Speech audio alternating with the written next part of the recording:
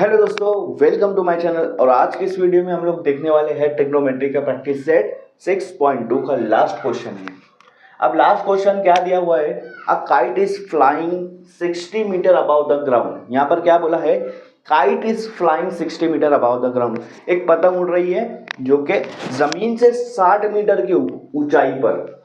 मान लो ये आपका जमीन है, यहाँ पर एक पतंग है इस तरह से, ये उड़ रही है, तो ये इसका डिस्टेंस जो है, हाइट जो है वो 60 मीटर की हाइट है। ठीक है, जमीन से ऊंचाई पर। ठीक है, आगे क्या बोला है, the string attach to the kite is tied at the ground. अब पतंग जिस धागे से उड़ रही है वो धागा हमने क्या कर दिया, ग्राउंड से बांध दिया। यहाँ पर मान लो ग्राउंड में कीला लगाया और उससे बांध दिया। अब जो पतंग है ना वो जहां पर हमने इस धागे को बांधा है ना उससे उड़ रही है, मतलब कोई बंदा नहीं उड़ा रहा है, ये धागे से पतंग उड़ रही है और धागा यहाँ पर बंधा हुआ है। ठीक है, तो इससे क्या पता चल रहा है आपको, यहाँ पर ये आपका ट्राइंगल बन जा रहा है। और ये जो हाइट है आपकी, ये जो हाइट है ये वाली, तो ये एकदम स्ट्रेट रहेंगी, परपेंडिकुलर रहेंगी ग्राउंड से, इसलिए यहाँ पर 90 डिग्री बन जाएगा। जाहिर सी बात है ना, अगर जमीन से मैं हाइट निकालूंगा तो एकदम परपेंडिकुलर निकालूंगा, 90 डिग्री पे निकालूंगा ना, इस तरह से यहाँ पे 90 डिग्री बन जाएगा। आप इसको नाम भी दे सकते हो ABC। आगे क्या बोला है, it's make an angle of 60 degree with the ground.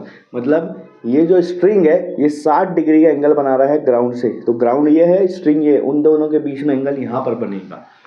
उन्होंने बोला है कि मान लो कि स्ट्रिंग जो है वो स्ट्रेच है, मतलब ये जो धागा एकदम स्ट्रेच है, कहीं कहीं भी झूला हुआ नहीं है, कहीं भी है मतलब लूज नहीं है, स्ट्रेच है। और आगे बोला है कि उसकी स्ट्रिंग की लेंथ निकालो। ये जो लेंथ है ना ये फाइंड आउट करना है, स्ट्रिंग की लेंथ आपको फाइंड आउट करना है। √3 की वैल्यू आपको दी है, इसका मतलब √3 की वैल्यू रखकर सॉल्व करना है। समझ में आ रही है बात। अब आपके पास राइट एंगल ट्राइंगल है, आपके पास राइट एंगल ट्राइंगल है, एंगल 60 डिग्री यहाँ पर है, 90 डिग्री यहाँ पर है। अब 90 डिग्री के सामने वाला होता है हाइपोटेनियस, तो L आपका हो गया हाइपोटेनियस। L क्या हो गया आपका, हाइपोटेनियस हो गया। 60 डिग्री के सामने वाला होता है अपोजिट, तो 60 मीटर इसका अपोजिट हो गया। बचा हुआ साइड आपका एडजेसेंट हो गया, तो तीनों मिल गया, अपोजिट साइड, एडजेसेंट साइड और हाइपोटेनियस साइड। ठीक है, अब हमको क्या चाहिए, हमको चाहिए L, और हमारे पास क्या है, अपोजिट साइड है, तो हमको चाहिए हाइपोटेनियस और हमारे पास है अपोजिट साइड। अपोजिट साइड की वैल्यू दी है, एडजेसेंट साइड का कुछ भी नहीं दिया, तो एडजेसेंट साइड को हम लोग इन्वॉल्व करेंगे ही नहीं। ठीक है, हम लोग क्या करेंगे, अपोजिट और हाइपोटेनियस। अब मुझे बताओ कौन सा फॉर्मूला है जिसमें अपोजिट और हाइपोटेनियस लगता है, वो है साइन थीटा का formula. Sine theta is equal to opposite side upon hypotenuse side. ठीक है, अब यहाँ पर 60 डिग्री है तो थीटा कितना आ जाएगा, 60 डिग्री। ठीक है, थीटा आ गया हमारा 60 डिग्री, साइन 60, तो थीटा की जगह पर 60 रख दो। अपोजिट साइड की जगह पर क्या है आपका 60 मीटर है, तो यहाँ भी 60 लगा दो, और हाइपोटेनियस की जगह पर है L, length of the string. ठीक है, ये L इधर करके साइन 60 इधर ला दूंगा तो ये इस तरह से हो जाएगा, L is equal to 60 degree upon sine 60 degree, sorry L is equal to 60 upon sine 60 degree. अब साइन 60 डिग्री क्या होता है, साइन 60 डिग्री क्या होता है, साइन 60 होता है आपका √3 डिवाइड बाय 2। क्या होता है, √3 डिवाइड बाय 2। तो यहाँ से निकाल दूंगा 60, साइन 60 की वैल्यू होंगी √3 डिवाइड बाय 2। अब आप देखो ये डिवाइड के नीचे एक और फ्रैक्शन आ गया है, तो इसको ऐसा लिखेंगे 60, ये डिवाइड को मल्टीप्लाई में कन्वर्ट करेंगे। और जब भी आप डिवाइड को मल्टीप्लाई में कन्वर्ट करते हो, जब भी आप डिवाइड को मल्टीप्लाई में कन्वर्ट करते हो, तो ये जो डिनोमिनेटर ये ऊपर आ जाता है और ऊपर वाला नीचे चला जाता है, तो √3 नीचे चला जाएगा और 2 ऊपर आ जाएगा इस तरह से। ठीक है, अब क्या करूँगा मैं यहाँ पे इसको रफ कर देता हूँ। ठीक है, इसको रफ कर देता हूँ मैं, यहाँ पर हम सॉल्व करके देखेंगे। आपका आंसर यहाँ पर क्या है, L is equal to 60 multiply 2 divide by √3। अब अगर मैं √3 की वैल्यू यहाँ डालूंगा तो 1.73 आपके डिवाइड में आ जाएगा, क्योंकि आपको सॉल्व करने में प्रॉब्लम होगी। ठीक है, तो आपको क्या करना है, यहाँ पे आपको √3 से इधर मल्टीप्लाई और डिवाइड कर देना है। √3 से क्या करना है, मल्टीप्लाई भी कर देना है, डिवाइड भी कर देना है।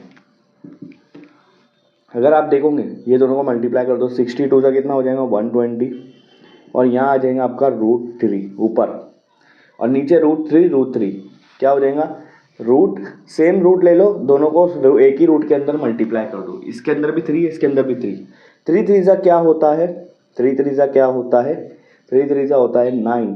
तो रूट 9 हो जाएगा नीचे और रूट 9 की वैल्यू आ जाएंगी 3, रूट 9 की वैल्यू क्या आ जाएंगी 3 आ जाएंगी। तो नीचे आंसर आ रहा 3। ठीक है, इसको और सॉल्व करेंगे। यहाँ पर L is equal to 120 root 3 divide by 3। अब 3 के टेबल में 120 कितने पे आएगा, 3 4 12 और 0। तो लेंथ कितनी आ रही है आपकी 40 रूट 3, कितनी आ रही है 40 रूट 3। लेकिन यहाँ पर क्वेश्चन में रूट 3 का वैल्यू दिया है, क्या दिया है, रूट 3 की वैल्यू दिया है।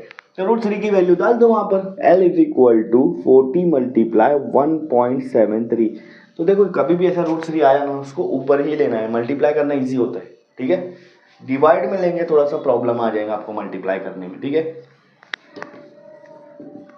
यहाँ पर ध्यान दो, यहाँ पर 1.73 है। देखो सॉल्व कैसे किया जाता है। 1.73 पॉइंट के बाद कितने डिजिट है, याद रखो 2 डिजिट है। तो 1.73 को लिखो 173, क्या लिखो 173, पॉइंट अभी हटा दो और 4 से मल्टीप्लाई करो, 40 से नहीं 4 से।